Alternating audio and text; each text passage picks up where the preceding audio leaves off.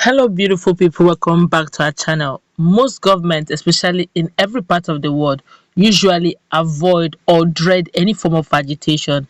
And well, as we speak, it looks like Biafra agitators have decided to take it a notch higher, a step further, and it's actually bringing more headache for the Buhari's government. As we speak, a lot is going on at the radar. You're going to find that out in a moment. But before we do so, like it, subscribe to our channel by clicking on the red subscribe button beside it. You see a bell notification icon. Please go ahead, click on it to get notified as soon as we update our channel on YouTube. All right.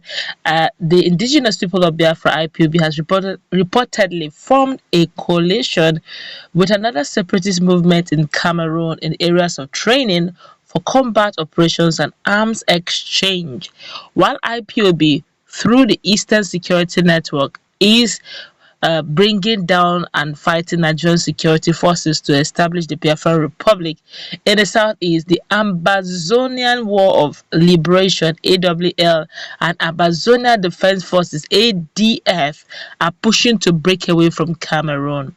The leadership of AWL announced that they have established a relationship with IPOB towards pursuing a common goal of political and economic liberation on April 10, 2021.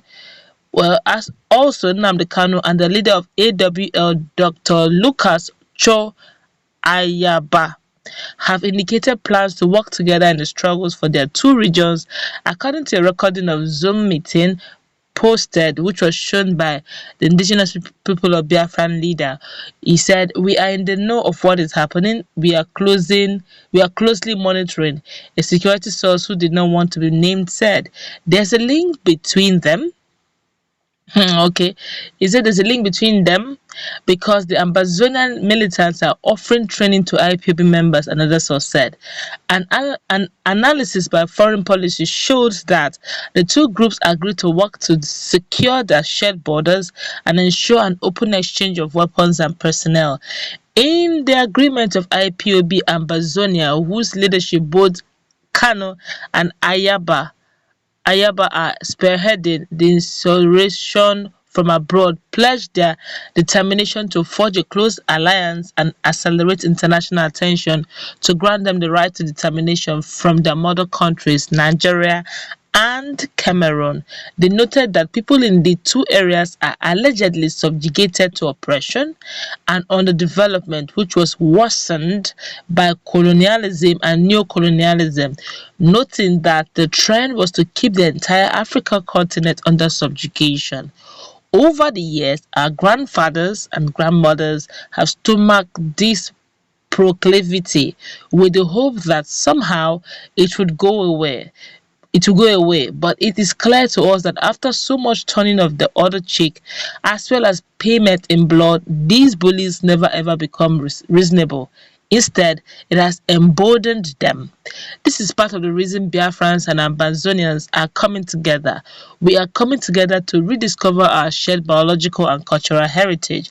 So far, even though our struggles for freedom have shared different trajectories, Biafrans and Ambazonians have a shared destiny. Our collective destiny is once again to lead the continent of Black Africa to achieve the type of civilization that humanity would marvel at, just like Bantu ancestors did when they civilized the whole of the known world around them. In the coming days, we, the Biafrans and Ambazonians, will be communicating to the world in sequences as the need arises. Our blueprint for cooperation preparatory to the re-emergence of our nations, he said, while Ayaba said the relationship between their people dated back in history, recalled that the people who were originally part of Eastern region in 1961 moved a motion at the Eastern House of Assembly in Enugu to rejoin French-speaking Cameroon with their regional capital in Buea. As you have said, we are one people, interculturally linked, but I also want to remind Ambazonians that I take your concern seriously.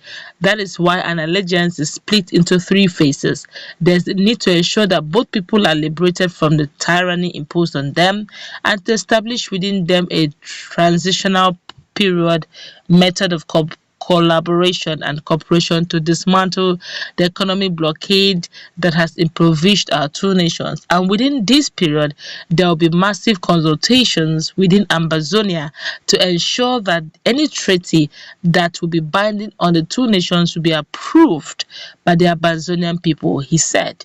According to Daily Post or Daily Trust, findings show that people from the English-speaking part of Cameroon, the home to the agitators for the Ambazonian state, have always had an easy passage into Nigeria because of the common heritage with Nigerians from Cross River State. There have been reported concerns over a possible link between the rise in violent agitation from self-determination by IPOB militants and the connection they established in Cameroon. This is strong.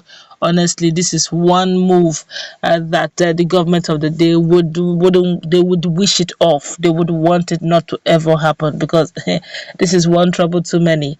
Don't forget that in the north, in particular, they have their hands very full when it comes to the issue of insurgents and insecurity. Every day you keep like what is happening in, I think in Niger as well. There have been a protest. That's a Kaduna Abuja expressway. In recent past was also protest where the indigenes there were crying out that some of them have stopped even going to their farms, but it looks like the bandits are even coming in to their homes to pick them from their homes to collect ransoms, even though they've stopped going to their farms. They're now saying, look, if we are not going to protect them, they're now asking the government of the day, at least let them defend themselves. A lot is happening when it comes to the issue of insecurity. Don't forget there's Boko Haram, and there are also other groups that have emerged over the years in the northern part. So the northern part is having their hands very full when it comes to the issue of insecurity. Down in the south, in the southeast, ESN have been trying to protect their homeland, especially their bushes, and now that place is not safe. Every day you keep hearing issues and series of very negative news coming from that region.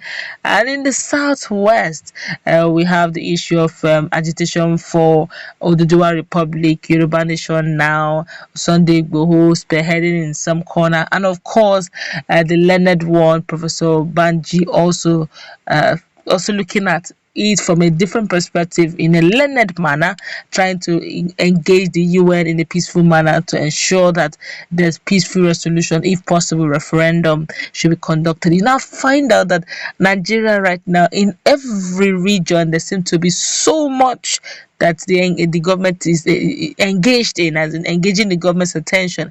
Now with Ambazonia collaborating with IPOB, that is one trouble too many. I do not know how the government will handle this. Don't forget, these are also people who are also agitating for self-determination in their own country as well, Cameroon. This is it's not going to be funny, honestly. I don't know how the government of the day will handle this, but I think they should actually look into dialoguing. Let's put in that conversation, please. What's your take on this latest collaboration?